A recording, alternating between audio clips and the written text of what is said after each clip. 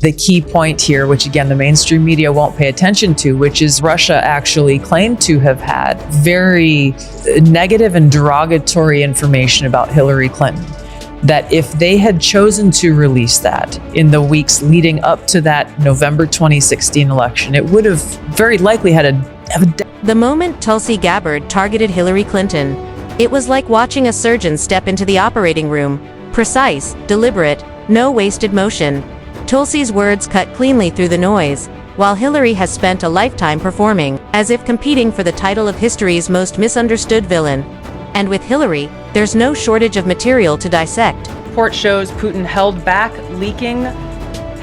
from leaking compromising material on Hillary Clinton prior to the election, instead planning to release it after the election to weaken what Moscow viewed as an inevitable Clinton presidency. In the January 2017 intelligence community assessment that President Obama ordered, John Brennan, who was CIA director at the time, and the intelligence community intentionally suppressed intelligence that showed Putin was saving the most damaging material that he had in. Gabbard doesn't even need to exaggerate. Hillary practically roasts herself every time she tries to reshape her legacy. Her career reads like a masterclass in failing upward. From First Lady to Senator, Secretary of State, and presidential candidate, she's climbed every rung of the political ladder while leaving behind a trail of scandals, disasters, and cringe-worthy moments that would sink any other politician except. Essentially, the documents that Russia claimed they had portrayed Hillary Clinton as having mental health challenges that would result in fits of laughter and fits of rage. It also pointed out some very specific physical health concerns that apparently leaders within the DNC were discussing amongst each other. That's right. This wasn't invented intelligence like the Steele dossier. This was supposedly emails within the DNC. And communication. 111 She handles political disgrace like a cat knocks things off a counter purely for sport. And somehow surprised when anyone notices.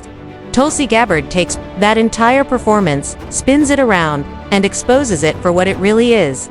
The story of someone handed every opportunity and still fumbling each one like a quarterback with buttered hands. Hillary has been in politics longer than most voters have been alive, and yet her crowning achievement seems to be proving that name recognition alone can keep a career on life support. Detail about the information that Russia and Putin had on Hillary Clinton, which included possible criminal acts, like secret meetings with multiple named U.S. religious organizations in which State Department officials offered, in exchange for supporting Secretary Clinton's campaign for the presidency, significant increases in financing.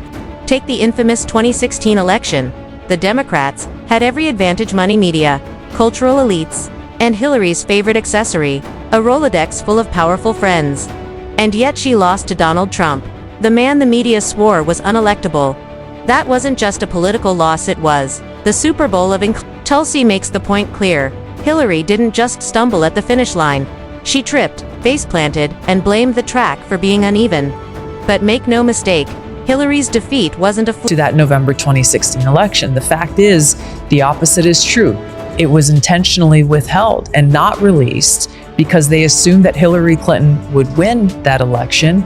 And their plan, according to these documents that were found in an investigation the House Intelligence Committee conducted into the CIA's creation of this January 20.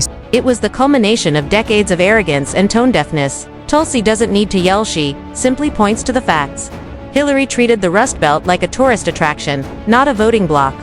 She dismissed working-class Americans as an afterthought while basking in the glow of Hollywood fundraisers. She strutted around as if the presidency were her birthright, not something to be earned. And when voters pushed back, she had the audacity to call. Had documents that showed the patronage of the State Department to State Department employees who would go and support Hillary Clinton's presidential campaign.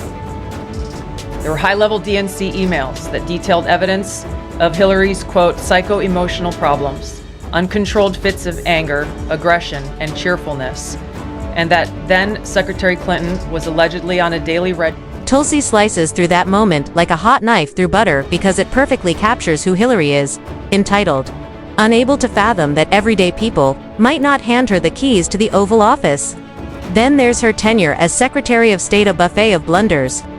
Benghazi wasn't just a word. It was a permanent stain on her record. Americans died under her watch, and her response was a cocktail of excuses, deflections, and condescension. She faced Congress, dodging accountability with the smugness of someone who truly believes rules don't apply to her. For Tulsi, who served in uniform, Hillary's detachment isn't just political, it's personal. And the email scandal, a saga that perfectly sums up Hillary's career-long disregard for transparency. Wiping servers, deleting emails, setting up private systems like a spy novel gone wrong. Nothing to hide became a disaster for our country and the world. It's resulted in the deaths and injuries of so many of my brothers and sisters in uniform. It's devastated entire countries, millions of lives lost. Yet, despite this damage that you have done to our country and the world, you want to continue your failed policies, directly or indirectly through the Democrat. She treated security protocols like optional checkboxes, ignoring them simply because, well, she was Hillary. Tulsi exposes it for what it really was. Arrogance masquerading as convenience, the same arrogance that cost her trust, credibility, and ultimately, the White House. The irony of Hillary Clinton is that she has spent her career portraying herself as a champion of women, yet Tulsi shows her record tells a very different story.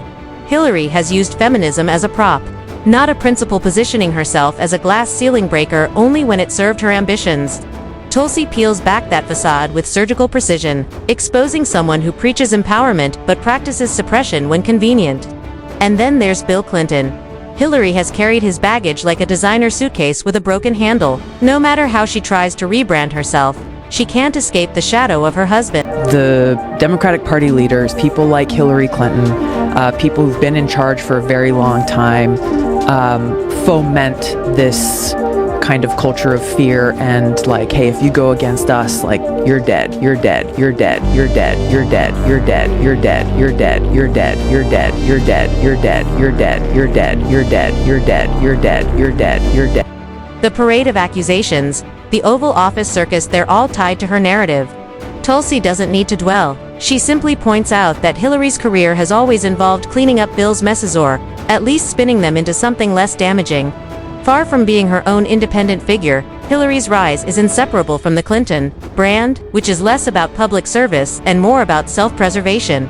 Hillary's foreign policy record is another goldmine. From cheerleading the Iraq War to pushing for regime change in Libya, she's left behind a trail of chaos.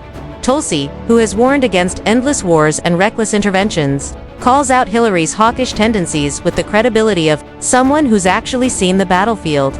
Hillary, by contrast, treated war like a board game. Move a few pieces, topple a dictator, and act surprised when the region erupts. Libya didn't just collapse after Gaddafi. It became a failed state, a breeding ground for terrorism, and a humanitarian disaster. Yet Hillary smirked on camera, seemingly proud of her handiwork. Tulsi drives the point home, contrasting real sacrifice with Hillary's flippant foreign policy.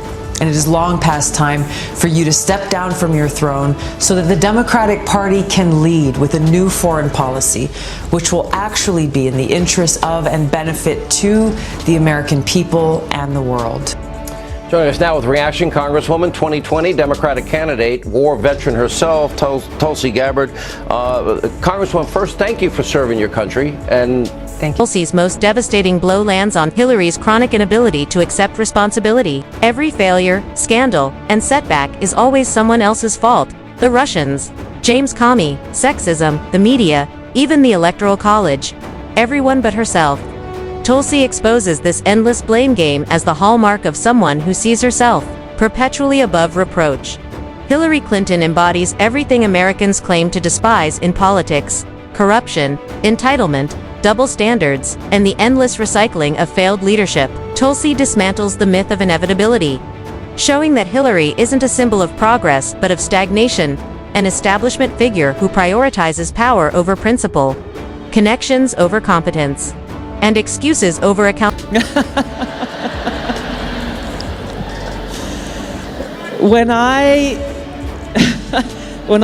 probably the only person in this room who would know. It wouldn't surprise you to know that she's not too fond of me. She hates you like the devil hates holy water. When I resigned as vice chair of the DNC in 2016, specifically so that I could campaign against Hillary Clinton in that Democratic primary. What makes Tulsi's takedowns so effective is her delivery. She doesn't shout. She doesn't grandstand. She methodically lays out the evidence, brick by brick, until Hillary's carefully constructed image collapses under its own weight.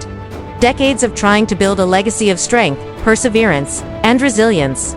Tulsi exposes the truth. A politician who coasts on privilege, stumbles through leadership, and clings to relevance by recycling the same tired excuses. Hillary wanted to be remembered as the first female president, a historic trailblazer. Instead, Tulsi ensures she's remembered as the woman who had every advantage and every opportunity and still lost to Donald Trump.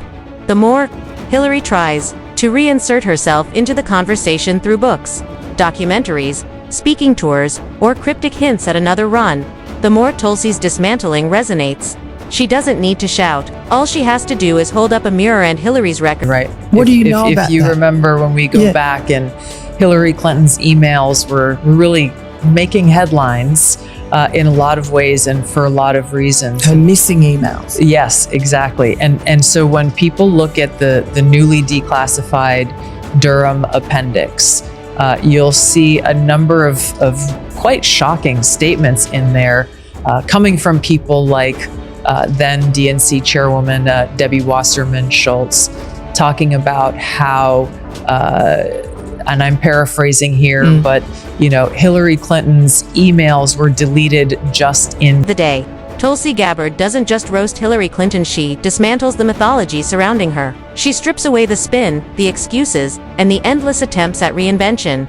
What remains isn't the fearless feminist icon or master strategist Hillary longs to be. What remains is a politician whose career is a case study in failure, whose legacy is built on missteps, and whose greatest contribution may be proving that no amount of power, influence, or media support can sell what the people aren't buying. Tulsi leaves it open-ended, because Hillary, true to form, will always try a comeback, giving Gabbard even more material to dismantle, more myths to debunk, and more hypocrisy to expose. Tulsi doesn't just point this out, she methodically proves it, showing how Hillary's attempts to stay relevant only underline what she's lost: trust, credibility, relevance, and, most crucially, the momentum reformists once thought she. I was at, I think it was the first debate, the first primary debate that they had, first or second. It was one of the early ones. And I was doing an interview with MSNBC outside the hall of the debate. I think it was in Miami. And I don't remember who the host was, but I could see them and hear them in my ear. And they said, "Tulsi Gabbard, you're coming out and criticizing Hillary Clinton and her foreign policy record. Aren't you afraid of what she'll do to you?" He asked me this on live television on MSNBC. And you're laughing. I laughed too. I was like, no, I am not afraid of what Hillary... 111. Hillary's political career has had every tool at its disposal: name recognition, donor networks, a loyal media class, and her own established brand. Yet time and again, she's used these assets not to push boundaries but to prop herself up. Tulsi hammers the irony. Someone with so much influence has barely moved anything forward, not policy, not discourse, not societal progress. Gabbard's critique cuts deep. Hillary's platform wasn't about changing the game, it was about keeping power in the hands of those who've always held it. The most damning part of Tulsi's dismantling is the contrast between authenticity and artifice.